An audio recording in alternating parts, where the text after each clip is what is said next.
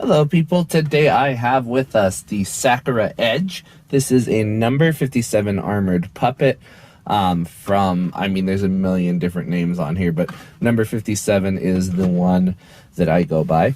Armored puppet is the line where you have robots that wear armor, that have themes, and Sakura Edge is the name of this particular robot. It does include the core body for the female body kit. I will show you the parts for that in a little bit. But this one, wow, does it pack a lot. This is not even all of the weapons that it comes with. We are looking at the one that she's holding up here, the big massive hand, and the unlimited base in clear. It's too bad it doesn't have a backing plate. Most of them do, but it is a stand. It's pretty cool nonetheless. All right, we're going to go over the articulation on this one. I have done articulation on one of these before, but I'll go ahead and show you what this one in particular can do. All right, so let's go ahead and get her off of the stand. Easy as a 3mm peg that goes on there. The hand, just let that go through. All right, so our neck is a ball joint, so our head can go anywhere you'd like your head to go. And it also moves forward quite a lot on a giant ring that's inside her torso. So that moves all the way forward, all the way back. And so you can get a lot out of where you want her head to be. Unfortunately, not a lot side to side, but forward and back, you have almost unlimited. The arm, ball joint in the arm, lets you move that all the way around 360. Can come out quite a ways. The armor itself can move on its own because it is pegged onto the shoulder joint. We have an elbow, which is about 90 degrees. Just one. It's a very small kit, so I don't give it too much flack for that. The torso here can move forward. You got a little tiny ab crunch. And I am washing it out on the camera. Let me turn that lower.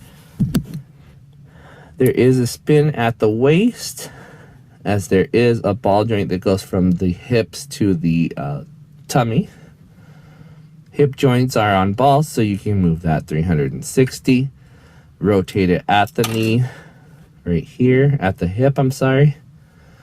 That armor on all of the number 57 will come off very easily, so you gotta watch for that. You see how it is just friction jointed into those fingers, slide into those. So it's one of the weak points of these kits, and you'll hear a lot of people complain about it. Those are little tiny ball joints on the skirt armor, so you can move those in and out. Of course, you saw that this one popped off very easily. The rear has this one here on this side is also on a ball joint, so you can move it forward, back a little bit like so. And it's also swiveled onto this one, so you can move it out of the way if you need to. It's only on one side, which is a little unusual, but this is an asymmetric build, so there's that. Also, this one is another joint on this side, since it is, again, an asymmetrical build. Forgot to show, this can turn on here if you ply it off of the wrist armor. And, of course, the wrist spins on a ball joint. Your knee is a double jointed system. There's a knee joint inside here, and then a joint inside the bottom. So you got that one there, and this one here. Combines quite a bit to give you like almost 180 degrees up, almost all the way back on itself. There you go. The ankle is just a ball joint, and it doesn't do too bad. You can get quite a lot out of it. Going on to the backpack, this one has a joint system here, so you can actually put another arm on there if you buy a second one. That one swivels here, swivels here, swivels here, swivels here. So quite a lot here. Swivels here, double joint here, and then wrist joint here is a ball, so you can turn that all the way around. Ball right here, And then this one has just a hinge. Opens up that, closes that. If you have something with a 3mm port in it, you can plug that into it. Did it? All right. And that just ports back onto her back.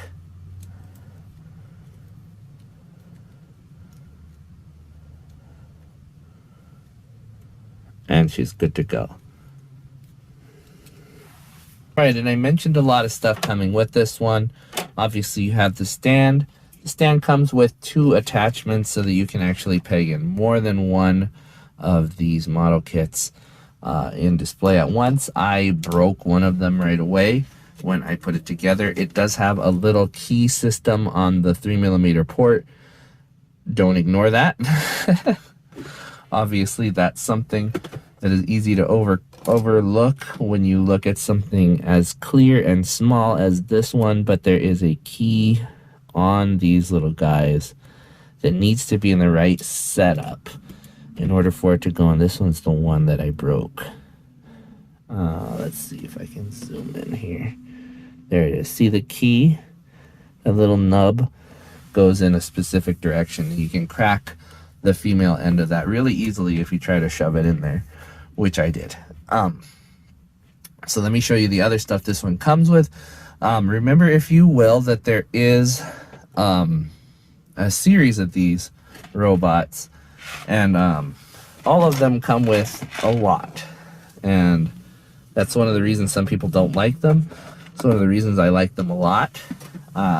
This one is a counterpart to the Oni Flame, and the Oni Flame is a ninja robot as well. He comes with a mask similar to this one. This is obviously the female companion to him.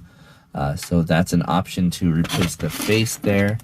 You get a load of hands, holding hands, pointing hands, trigger finger hands. This one has peace hands. That's cute. I didn't think about that. Didn't think I saw those before. Open hands. Yeah, it's lots of hands there. You get a set of decals, and these are for the eyes.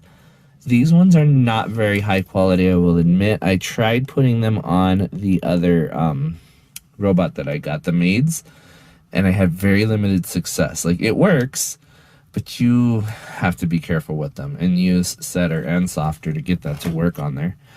This part here is actually supposed to be on her right leg. I broke it. It's a very small tab that breaks. I don't even remember where it is now, but I messed that one up. So be careful with that one. You saw all the weapons that I showed you already, but similar to the Oni Flame, this one has clear, transparent parts for most of the model kit here, as well as the weapons. I'm going to show you in the box here. So I just have them spread out. You will see the dark gray ones. These are for the core body.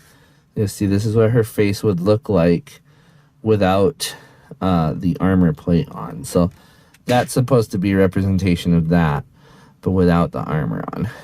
And you know, you also get some other parts here. So there's another head. There's some other stuff in there.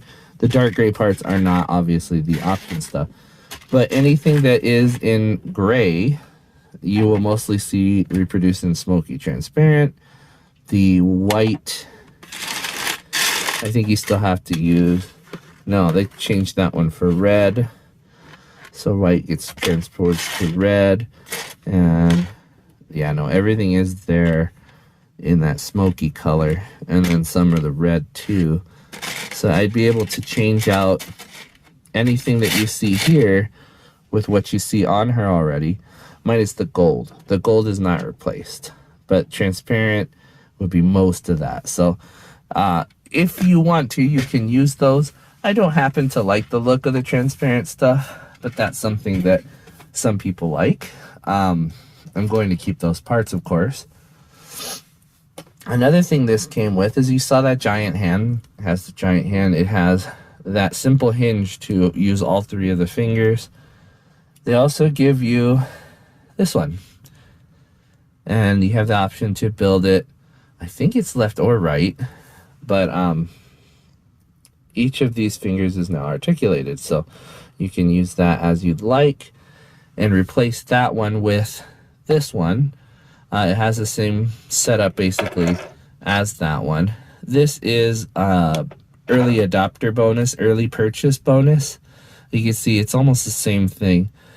You just put that one in instead of this one, so you have to take this one apart in order to get to it. But this is like I said, an early purchase bonus, and it comes on its own little instruction manual here on 3 little sprues, 4 little sprues.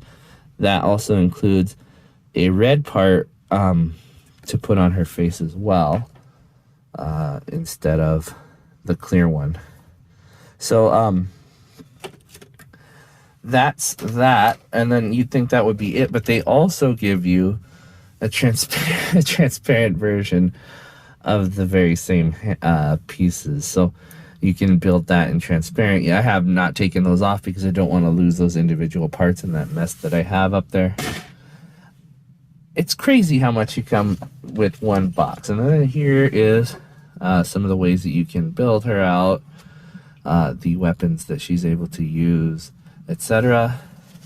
Really nice artwork on the cover. And something that I haven't seen before from the number 57 line is a postcard, and that includes the one with Oni Flame. That is the ninja that I was talking about.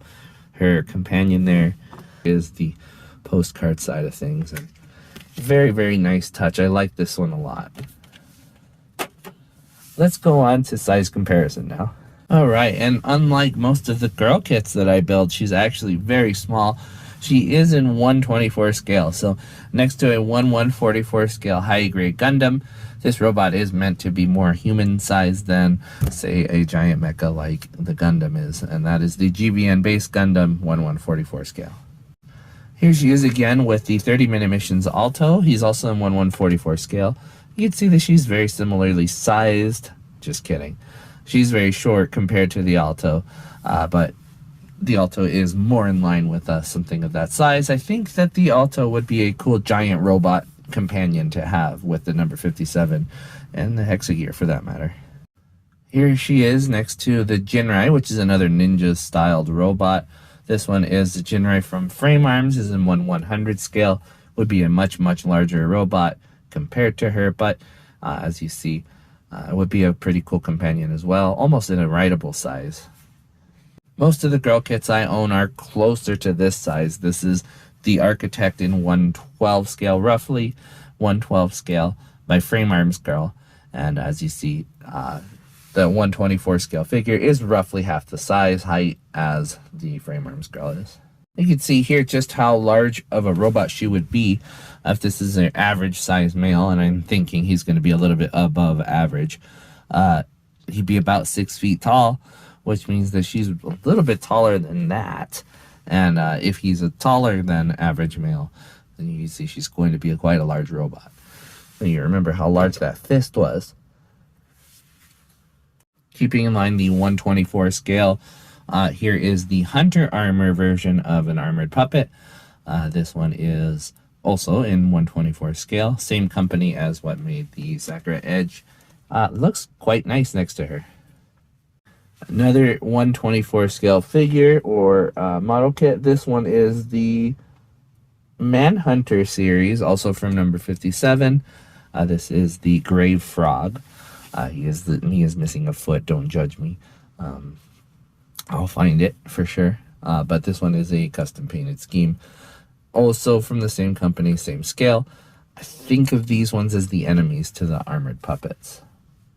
And with the Master Grade 1/100 scale Alex Gundam, it puts again in perspective how large these model kit robots can be. And, of course, dwarfs her in size and scale. This guy is very big, and he is one of the main reasons I bring him on here is because he's so large. I really love showing off how massive the Master Grades are. All right, and before we go ahead and go, I wanted to show you guys that this one is a folding gimmick sword. You can fold that one in half like so. You can turn this one over like here. You can also use this little guy here to maneuver. This one and the others are all compatible with each other, which is fun because you can actually transform all of them into, let's see if I can do this. This goes in here. No, it has to go on the other side. I might have messed that up. There we go. And this way. Put these guys all in here. Bend them over this way. Little commas, I think they're called. Boom, boom, boom. There we go. Those all go in here. And where does this one go? This one goes in the end of that one. And, well, I guess this goes in this way. You get the longest, most ridiculous sword ever, but it is also one of the forms of this thing. The big gripper can grab onto that, and now you have a giant sword for that big fist to use. I think it's pretty cool. It's also really cheesy. You can see how much taller it is than her. It's one of them ridiculous things. It would look good on a Gundam, though. That's for sure. But other than that, that's gonna be it, guys. It's a big thing. They really love this kit. It is only $25. You can get it cheaper if you look around, search for it on some Chinese sites. You can get it for like $16, but then shipping might be another $10. So you're still looking at around $25 if you're not too careful. But being careful, I got them at $16 a piece from one of my friends who gets things from China. $16 is not bad for something like this. It's not great because, you know, it's not HG size. It's not huge. It's not overly, you know, it's just a little thing, you know. But still, I pay $16 for these all day long. I pay more than that for these sometimes, and you know, it's just what it is. It's plastic. At the end of the day, if you want a model kit, you got to spend money. I happen to think the number 57 kits are really worthwhile. There's a lot of detail on how small they are, and that's something that's really impressive to me. So, to me, $16 is nothing to get something like this. I happen to really love them. I might be a fanboy. Forgive me if I am. I think 1/24 scale in this amount of detail, it makes me crazy how expensive hexagear governors are in comparison to these, when these have so much more detail and so much more love put into them. Don't get me wrong, I still love my hexagear governors. I really do. But these blow them out of the water 90% of the time. Having said that, I will stop now because I'm just going to gush over them all night, and I will let you guys go. Definitely look into a number 57 kit if Gundam is getting something of a tedium to you. It probably isn't yet because you're still watching my channel. But if there is a thing of, what if I built something different?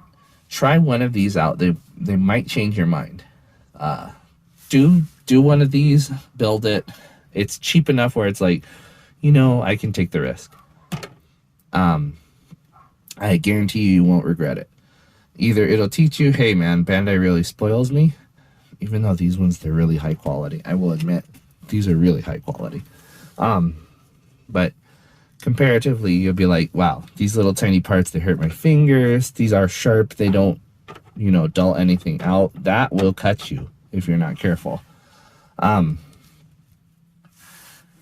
you'll see what Bandai does better than most of the other industry. So I'm not gonna continue all night, guys.